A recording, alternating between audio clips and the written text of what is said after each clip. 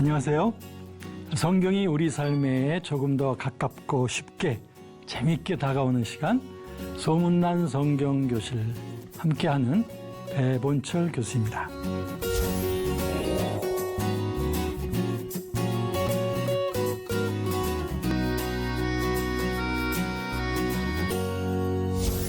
지난 시간 내용 기억하고 계신가요? 지난 시간 아마 죄인들의 영혼의 상태를 마치 엑스레이처럼 살펴보는 굉장히 어두운 터널을 지나가는 것 같은 그런 시간이었는데요. 이제 오늘은 이제 빛 가운데로, 광명 가운데로 나아가는 시간일 것 같아요. 왜냐하면 거듭나게 하시는 성령의 역사에 대해서 우리가 살펴보도록 하게 돼 있거든요. 그래서 오늘 기대해 보시면 좋겠습니다.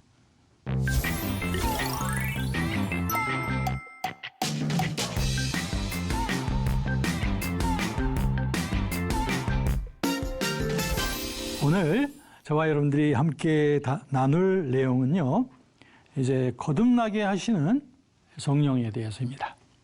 지난 시간에 우리 회개케 하시는 성령에 대한 주제를 살펴보았다면, 오늘부터는 이제 거듭나게 하시는 성령. 거듭난다는 것은 born again, 그죠? 새로 태어나는 거죠? born again.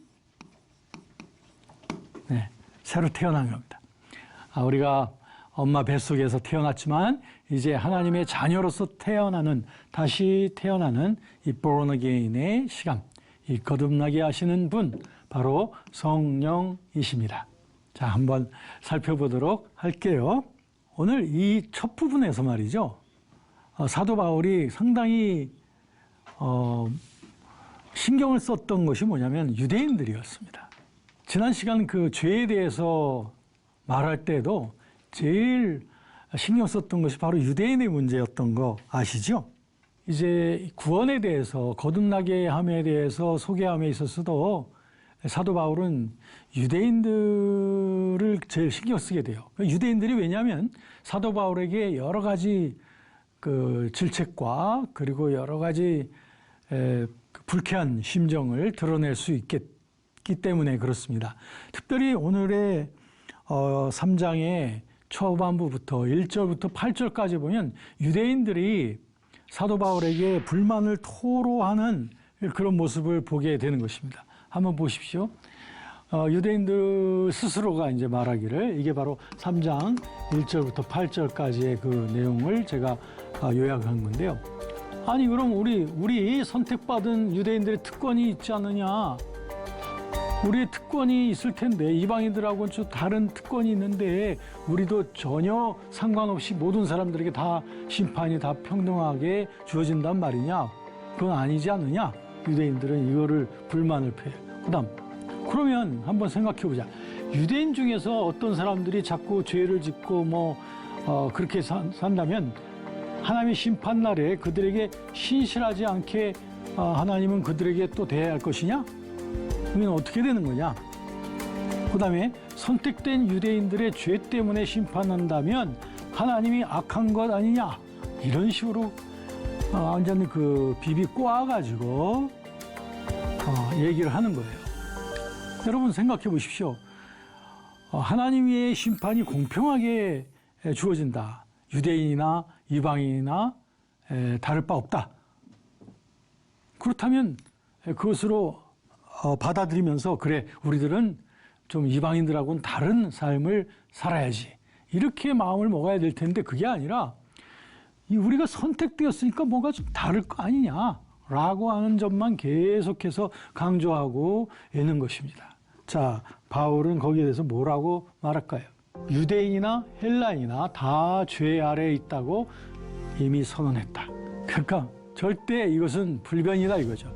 유대인에게 다른 심판의 법이 있고 이방인에게 따로 있는 것이 아니라 유대인들에게 더 나은 어떤 심판을 그 심판에 이르지 않을 어떤 특권을 주는 거 아니다라고 바울은 말하는 거예요. 그러면서 사도 바울은 유대인들의 그 내면 속에 또 행동 속에 있는 그 모든 죄악들을 낱낱이 지적을 하는 겁니다. 유대인들의 그 언어의 죄악, 행동의 죄악, 그들의 마음속의 죄악, 그리고 가장 중요한 것은 교만, 이것을 지적을 하면서 너희는 역시 죄 가운데 있다는 것을 계속해서 말합니다. 여기 13절 14절에 보면 여러 단어들이 나와요. 인간의 언어와 관계된 이런 것들이 다 죄악 속에 타락해 있다. 또 그들의 발, 인간의 행동을 표시하는 거죠. 또 그들의 마음속에 평강의 길이신 예수를 알지 못하는 것, 무엇보다도 그들의 교만은 뭐냐? 하나님과 같이 되려고 하는, 창세기 3장에 나와 있는 하나님처럼 되려고 하는 그 교만이라고 하는 거죠. 그것이 인간 모든 죄악의 근본이라고 말합니다. 교만한 영혼은 하나님을 두려워할 줄 모릅니다. 사실은 이게 가장 중요한 죄죠. 하나님 없이 살겠다고 하는 것. 내가 하나님처럼 되려고 하겠다. 이것이 바로 인간을 스스로 우상으로 삼는 그 일이 아니겠습니까? 이것을 지적을 하는 거죠. 그러므로 율법의 행위로 그의 앞에 의롭다 하심을 얻을 유체가 없나니 율법으로는 죄를 깨달습니다. 유대인들이 율법 하지만 율법 가지고는 사실 하나님 앞에서 의롭다함 받을 수 없다. 율법을 다 지킬 수 없으니까 오히려 율법을 지킬 때에 자꾸 우리들은 죄의 책감을 갖게 되고 내가 제대로 율법을 지키지 못하는구나 라고 하는 정죄감을 받게 되죠. 그렇기 때문에 율법 때문에 죄를 깨닫는다는 거예요. 그러니까 유대인들은 그 율법을 통해서 자신이 죄인이라는 걸 깨닫게 돼야 되는 거죠. 율법은 죄를 깨닫게 하는 거니까요. 이방인들에게는 율법이 없었으니까 이방인들은 양심의 책망을 가지고서 그리스도께로 와야 될 터이지만 이 유대인들 같은 경우는 율법을 통해서 죄를 깨닫는단 말이죠. 그러니까 사실 그 종교개혁자, 유명한 종교개혁자인 존 칼빈 같은 분은 말하기를 율법에는 두 가지 용무가 있다고 봤습니다. 그래서 첫 번째는 죄인들에게, 그러니까 그리스도를 모르는 자들에게 율법이 하는 일은 뭐냐면 몽학선생이라고 그랬어요. 뭐냐면 그 진리 길로 그리스도께로 이끌어가는 선생이라는 거예요. 율법이. 그러니까 율법을 통해서 유대인들이 죄를 깨닫고 그러므로 내가 힘으로는 하나님을 기쁘시게 할 수 없구나. 내가 하나님 앞에 의롭다함 받을 수가 없겠네 하면서 결국에 자신의 죄인됨을 고백하면서 그리스도께로 가도록 만들어주는 역할을 해주는 것이 바로 이 율법이다. 왜? 죄를 깨달으니까.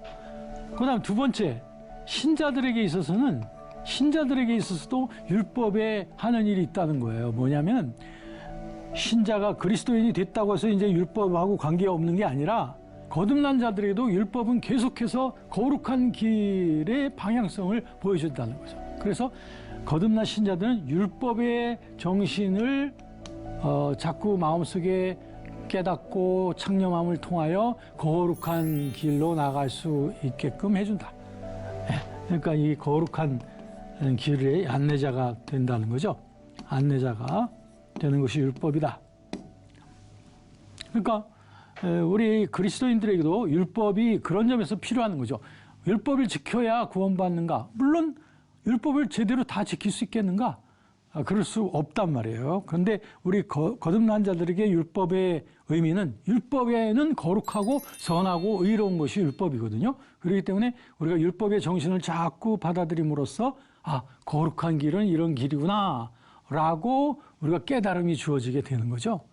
그러면서 성령께서 우리를 그 깨달은 마음 속에서 우리를 성화의 길로 자꾸 안내해 가는 거예요. 그렇기 때문에 우리들은 율법 역시 성화의 안내자가 된다.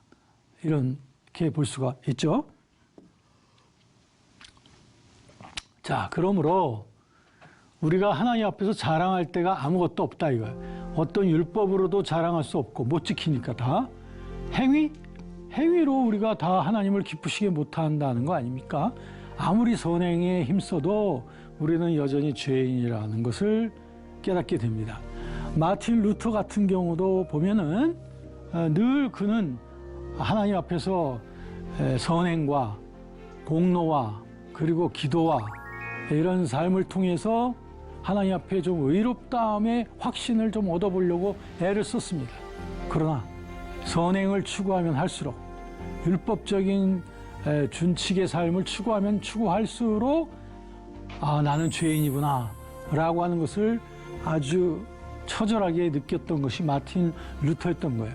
그래서 에베소서 2장 8절 그리고 9절에 보면 우리가 선한 행위로서는 우리가 하나님 앞에 의롭다함을 받을 수 없다. 하나님의 믿음의 선물을 통해서 우리가 의롭다함에 나가게 된다는 거죠. 그러니까 이런 것으로는 되지 않냐고, 오직 믿음의 법을 통해서만 되는 것이다. 믿음의 법.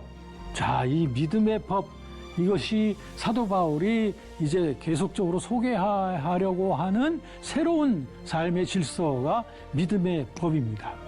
믿음의 법에는 자료가 있습니다. 그 자원이 있습니다. 그것은 하나님의 말씀의 진리가 믿음의 법의 영원한 자료라고 할 수 있죠.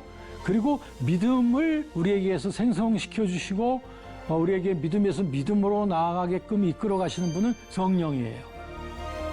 그리고 그래서 그 결과 우리 속에서는 믿음이 나오는 거죠. 믿음을 보이게 되는 거죠.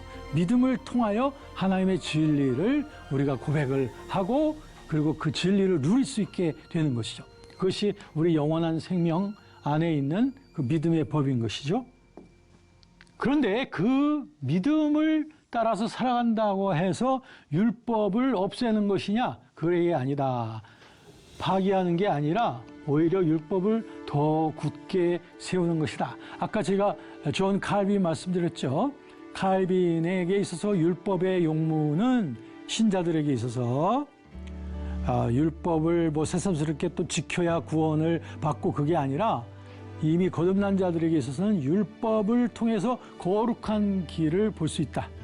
거룩한 길의 안내자라고 했지 않습니까?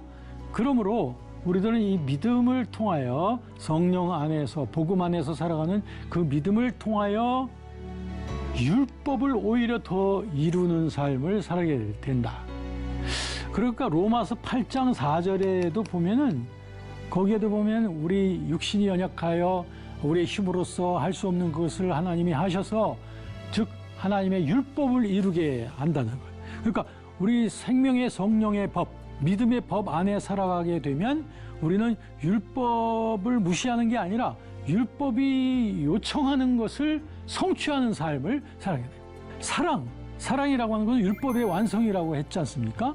즉 우리는 성령 안에서 우리들은 하나님을 내 마음과 뜻과 정성과 힘을 다하여 사랑하고 또 이웃을 내 몸같이 사랑하는 그 사랑의 법, 믿음의 안에서 성령 안에 있는 그 사랑의 법을 가지고 살아가게 되기 때문에 사랑은 모든 율법을 다 이루는 것이다. 그러니까 도덕적인 율법적인 삶 그 이상의 것이죠. 그것이 바로 성령 안에서의 살아가는 삶이라고 하는 거죠. 그러므로 이제 모든 사람들에게 이 아브라함의 믿음에 속한 자들에게 이 믿음의 법들이 주어지는 거예요. 아브라함도 하나님 앞에 믿음으로 말미암아 의롭다함을 받은 것처럼 우리도 그 대열에 서게 되는 거죠.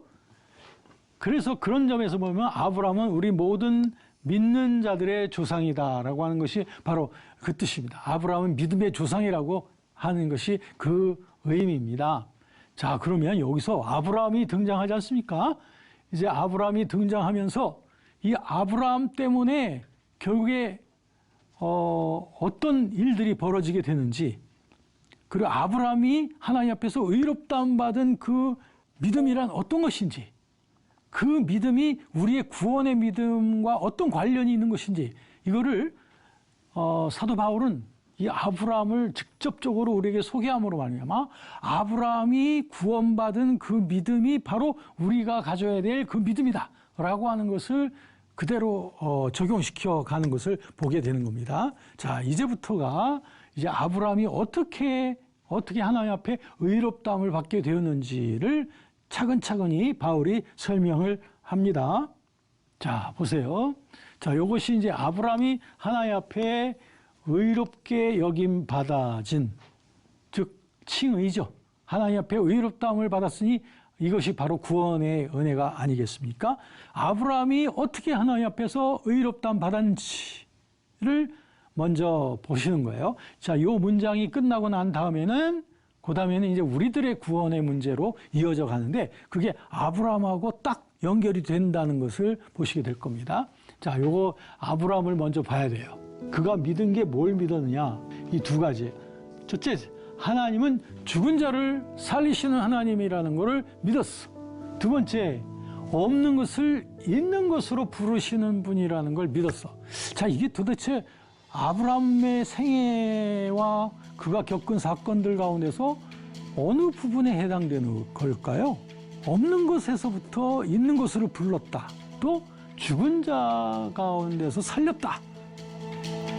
그렇습니다. 이건 바로 이삭에 관한 거예요. 이삭을 낳게 됐을 때 없는 것에서부터 있는 것으로 낳게 된 거예요. 그렇죠? 아브라함과 그 사라의 사건을 아시지 않습니까? 그거들이 뭐 할머니, 할아버지가 돼가지고 이제 아이를 낳을 수 없는 그런 중이었죠. 없는 것을 있는 것으로 불렀다는 것은 없는 중에서, 그러니까 출산할 수 있는 능력이 없는 가운데에 하나님의 약속의 말씀을 믿었어요. 그래가지고 아들이 태어날 것을 믿었죠. 그것을 믿었을 때 하나님은 그를 의롭게 보신 거예요. 또 죽은 자를 살리신다는 건 뭐냐면 하나님께서 그 이삭을 산에, 모리아산에 번제로 바치라고 하지 않습니까? 그랬을 때 아브라함은 그를 그냥 순종을 했습니다. 단지 순종한 것만이 아니라 소망을 가졌어요. 무슨 소망? 하나님은 분명히 내 자손으로 말미암아 하늘의 별처럼 바다의 모래처럼 그렇게 번성하게 할 것이라고 하셨으니 바로 이삭을 내가 하나님의 명령에 순종하여 지금 칼로 잡아서 번제로 드리겠습니다만 분명히 하나님께서는 그 약속의 자녀인 그 이삭을 다시 살릴 거다. 그래서 그를 통하여 자손들을 확장시키실 것이다 라고 하는 것을 믿었다는 거예요. 그러니까 이건 완전 이삭 사건입니다. 이삭이 없는 가운데서 있게 될 것이라는 것 믿고 결국에는 기적적인 출생을 보았죠. 그리고 그는 마치 죽을 것이지만 거의 죽게 되었던 그 이삭, 아브라함은 분명히 죽이려고 했죠. 그러나 다시 살릴 거라고 믿었던 거죠. 바로 그것을 하나님은 의로 여기셨다. 대단한 거죠. 굉장한 겁니다. 그 아브라함의 순종, 굉장한 거죠. 믿음이란 그러므로 곧 순종입니다. 전적인 순종이에요. 자, 그 내용이 나와요. 여기 보면 그 내용이 나옵니다. 자, 아브라함이 바랄 수 없는 중에 바라고 믿었으니 이는 내 후손이 이 같으리라. 이 약속의 말씀을, 소망을 갖고 있었다는 거죠. 많은 민족의 조상이 될 것이다 라고 하는 분명한 소망을 갖고 있었어요. 그래, 내 위기가 닥쳤죠. 믿음의 위기가. 100세나 되어 자기 몸이 죽을 것 같음고 자기 마누라 사라도 역시 이제는 완전히 죽은 것을, 태가 이제 기능을 발휘할 수 없다는 것을 완전히 알았어요. 자, 완전히 알았습니다. 그럼에도 불구하고 믿음이 약해지지 않았다는 거예요. 자, 여러분, 우리도 이와 같은 일들을 겪습니다. 하나님의 약속의 말씀과 지금 현실에 비춰지는 모든 현실이 전혀 다를 수 있어요. 그러니까 분명히 안 된 현실 속에서는 이것이 안 되고 불가능하다는 것을 알고도 그러나 하나님의 약속의 말씀, 소망의 말씀을 붙잡고서 믿음이 약해지지 않고, 첫 번째 단계예요. 믿음에 약해지지 않고, 믿음이 없어 하나님의 약속을 의심하지 않고, 두 번째 단계. 세 번째, 믿음으로 견고하여졌다.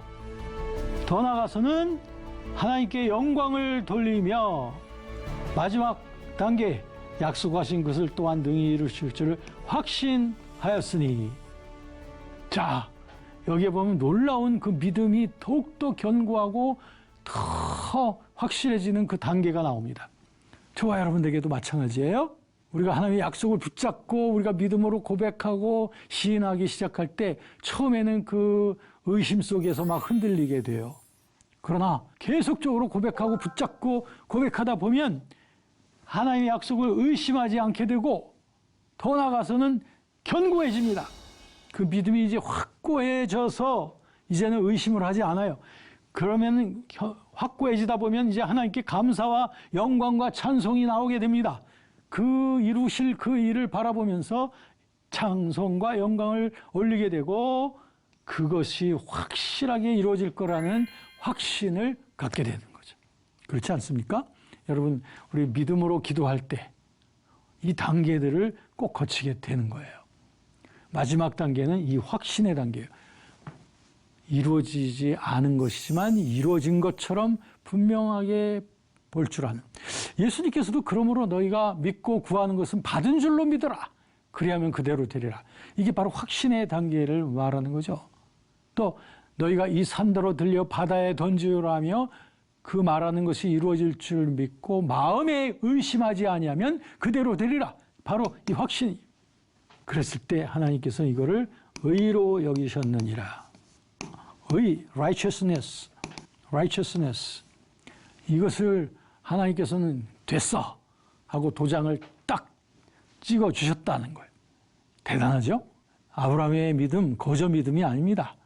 대단한 믿음입니다. 아브라함이 하나님 앞에 의롭다함을 받을 수 있었던 그 믿음, 굉장한 믿음이에요. 자, 그러면 이제 아브라함으로부터 눈을 돌려서 우리 자신을 보십시다. 그에게 아브라함에게 의로 여겨졌다는 것은 아브라함만 위한 것이 아니랍니다. 아브라함 한 사람을 위한 것이 아니라는 거예요. 아브라함은 믿음의 조상이죠. 그러면 아브라함만 위한 것이 아니라 우리도 위함이라. 의로 여기심을 받아야 될 우리도 위함이다. 야, 이제 아브라함과 우리의 믿음이 이제 딱 서로 만나게 되는 거예요. 여기서 뭔가 느끼시지 않습니까? 아, 그럼 아브라함이 하나님 앞에 의롭다 하심을 받은 그 믿음의 성격, 그 믿음의 진실, 그것이 결국 우리에게 요청되는 구원의 믿음이구나 하는 것을 보게 되죠. 요 내용입니다. 바로 아브라함이 두 가지였죠. 뭐냐면은 뭘 믿었어요? 없는 것을 있는 것 같이 부르시는 하나님, 그리고 죽은 자 가운데서 살리시는 하나님, 두 가지를 믿었죠. 이삭에 관하여 마찬가지로 아브라함은 이삭과 관련해서 그랬지만 우리는 예수 그리스도에 관했습니다. 곧 예수 우리 주를 죽은 자 가운데서 살리신 이를 믿는 자다. 예수님은 없는 것 가운데서 태어나신 분입니다. 성령으로 잉태되어졌죠. 그것을 우리가 믿는 거예요. 없는 것에서부터 있는 것으로 부르시는 하나님, 예수 그리스도. 그리고 예수 그리스도의 죽으심 가운데서 부활하셨다고 하는 것을 우리가 믿는 그 믿음. 그러니까 우리들은 아브라함이 가졌던 그 믿음과 똑같습니다. 우리의 하나님 앞에 의롭다함 받을 수 있는 그거 뭐냐면 예수 그리스도 성령으로 잉태되어 가지고 우리 가운데 오셨다라고 하는 것을 믿는 그 믿음. 그리고 예수님은 우리 죄를 위해서 죽으셨지만 주님께서 다시 그분을 부활하셔서 하나님을 주로서의 증명을 하셨다라고 하는 것을 믿는 그 믿음. 바로 이겁니다. 우리 죄 때문에 죽으시고 우리를 의롭게 하시기 위하여 부활하셨다라고 하는 것을 믿는 그 믿음. 이게 바로 하나님 앞에서 의롭다함을 받을 수 있는 아브라함의 믿음입니다. 저와 여러분들은 이 아브라함의 그 믿음과 같은 그 믿음을 가지고 하나님 앞에 지금 의롭다함을 받은 거예요. 대단한 것이죠. 여러분이 예수님을 만져보셨습니까? 직접 대면하셨습니까? 아닙니다. 그러나 우리는 성령을 통하여 예수 그리스도께서 성령으로 잉태돼서 육신으로 우리 가운데 오셨다는 것을 믿고 또 성령의 감동을 통하여 그리스도께서 죽으심 가운데서 부활하셔서 이제 우리와 함께 성령으로 함께 하신다는 것을 우리는 지금 믿고 있지 않습니까? 대단한 믿음 아닙니까? 이 믿음이 어디서 주어졌습니까? 여러분의 공부, 여러분의 경력, 여러분의 배경, 그것이 아니라 바로 성령을 통하여 주어진 하나님의 은혜의 선물인 줄로 믿습니다. 네, 여러분. 오늘 지난 시간에 이어서 죄에 관한 그 엄청난 그 어두움에 대한 얘기를 바울은 먼저 풀고 그 다음에 우리에게 빛 가운데로 오늘 이제 우리를 이끌어 왔습니다. 여러분은 하나님 앞에 의롭다함을 받으셨죠? 그 믿음 어떤 믿음인지 아시겠죠? 바로 없는 것을 있는 것 같이 부르시는 하나님을 믿는 그 믿음, 또 죽은 자 가운데서 그리스도가 부활하셨다고 하는 사실을 그 믿는 그 믿음, 바로 하나님께서는 그런 믿음 가지고 하나님께 나오는 자를 의롭다 하고 칭하시기로 결정하셨습니다. 바로 그 대상, 저와 여러분들이죠. 여러분, 오늘 유익한 시간 되셨습니까? 네, 오늘 공부하신 내용은 유튜브 영상으로도 올라가는 거 아시죠? 많이 참고하시기를 바라겠습니다. 다음 시간은 이제 거듭난 자가 이제 그리스도 안으로 우리가 들어가서 in Christ, 그리스도 안에서 얼마나 놀라운 영원한 생명의 능력과 부여를 경험하게 되는지 우리 다음 시간에 살펴보도록 하겠습니다. 여러분 행복한 시간 되시고 다음 시간에 또 뵙겠습니다.